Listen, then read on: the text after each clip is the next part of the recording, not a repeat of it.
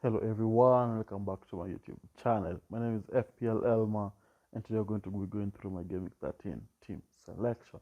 But before we get into that, we are around 48 subscribers from the 500 mark. So if you're new around here, make sure you subscribe. If you enjoy the content, make sure you leave a like.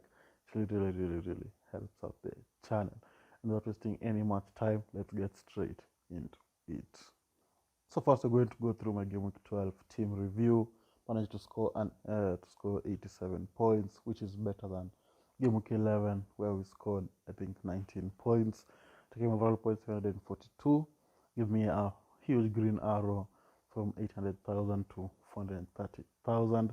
I hope that for Game Week 13 can be able to improve on that even more. So we had Ariola with 2 points, Gabriel 2 points, Simicas with 2 assists, a clean sheet, and picking up the 3 bonus points. I was surprised that many people benched him, so many people missed out on the 15 points. And he had Cash 2 points, Martinelli, Son 2 points apiece, Diaby 6 points, picking up an assist.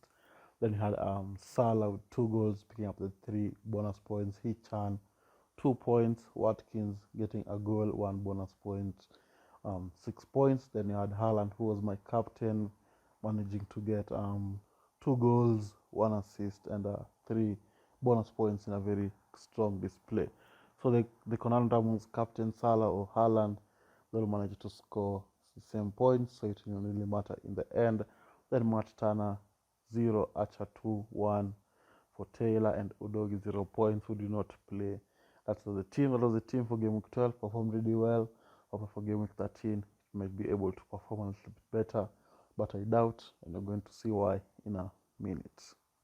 So before we get into the Game Week 13 team, can look at some transfers I'm thinking of doing. Another transfer is Udogi to Sofal. The reasons, I think most of you know, Udogi might be injured. We're not so sure yet. Waiting for the press conference. Then Spurs have been poor run, back-to-back losses. They have tough fixtures coming up: Aston Villa, City, West Ham, and Newcastle in their next 4.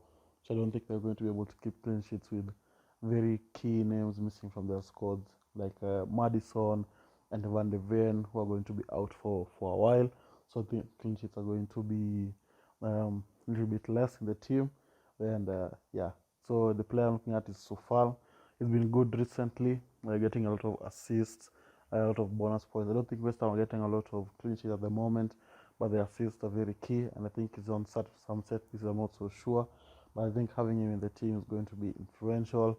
And I think West Ham have the easiest fixtures during this Christmas period, and I think Sofal plays a lot of the fixtures. I don't think they have a backup right back, so that's what I'm going to be going for Sofal in place of Udogi, and hope that he'll be able to perform in those fixtures that I'm targeting. Then we can look at my Game 13 team. I'm going to be having Ariola in goal against Burnley. Let's hope for some clean sheets. Burnley have been really poor, so that West Ham can be able to keep that clean sheet.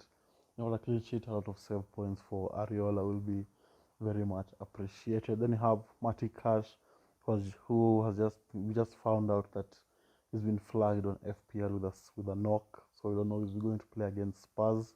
So we'll have to wait for the press conference on that to hear further news before making the Udogi transfer. So I've listened for the Cash and Udogi news to see what to do regarding Sofal. So for now, we're going to be having Sofal in there against Burnley as well. Just hope for an assist and a clean sheet from him. Then you have Gabriel against Brentford. Brentford were really poor against Liverpool. I don't think they managed to score a goal. So I hope that against Arsenal, that can be the same case, and that Gabriel can be able to keep a clean sheet and maybe replicate what Saliba did last game week and pop up with a goal here and there from a set piece. It will be very much appreciated. Before we move on to the midfielders, make sure you check my TikTok and my Instagram. Linked down in the description. I usually post shots over there as well. I also post shots over here. I'm going to put the links of the videos as I go through each segment. So defenders, midfielders, and forwards, they're all going to be above here as you're watching the video. So make sure you check them out as well. It really helps out the channel. So now let's look at the midfielders. So So for the midfielders, we've gone for Hee-chan against Fulham. Going to be playing on Monday Night Football. So it's going to be an exciting match. Fulham have been relatively poor of late, and we will just come out from a very good win against Spurs. So that Hee-chan can be able to maybe get a goal in that fixture and prove his differential status in the team. Then you have Martinelli against Brentford. He had a knock, but he since played in the CONCACAF, or was it the qualifiers for Brazil. He played that fixture, so he's going to be okay. Hope that he's going to be able to play against Brentford as well and manage to get an assist on a goal. The goals and assists have dried up of late, so that can be able to pick up form again. We have Son in there against Aston Villa. The goals look to have dried up with the miss of Madison in there, and Kulusevski and Bernardo are just not providing a lot of assists to Son. So Son has to work by himself. So it's going to be interesting to see what he's going to do against Aston Villa. I think if he doesn't perform in that fixture, it'll be time to go. He picked up an injury during international break, but it's not been talked about. So I think it's going to be fine for the Aston Villa fixture, but we'll have to wait for the press conference for that to see what Ange is going to say about Son. Then we have Diaby against Spurs.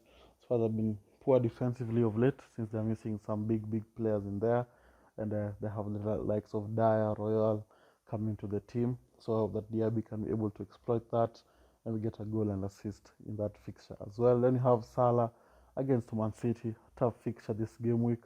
We don't know how it's going to plan out, what's going to happen. But if I'm predicting, I'm sure there's going to be a lot of goals because Man City are poor defensively. Just conceded 4 goals to Chelsea, and Liverpool are lacking a DM, which Rodri is going to be in the middle of the park this time. So it's going to be a difficult match to call, but I hope Salah will be able to score a goal as he did, I think, in the previous fixture when he was put through on goal by Alisson and scored a very wonderful goal. Hope I can be able to replicate that moment and be able to score again. And then now we can move on to the forward. We're going to be having Watkins. For the same reasons I've mentioned about Diaby playing a very poor defensive line for Spurs. Hope they'll be able to perform and score a goal, get an assist here and there. And I hope that he'll be back on penalties as well, because we all want him back on penalties. And then finishing off the team is going to be Haaland against Liverpool. Just come off scoring a brace, but he was injured in international break, did not play the second fixture because he was injured. So it'll be interesting to see what Pep will say in the press conference. But for now, he's going to be in the team. You can see the captain armband is on him, but they always say don't captain a early kickoff fixture.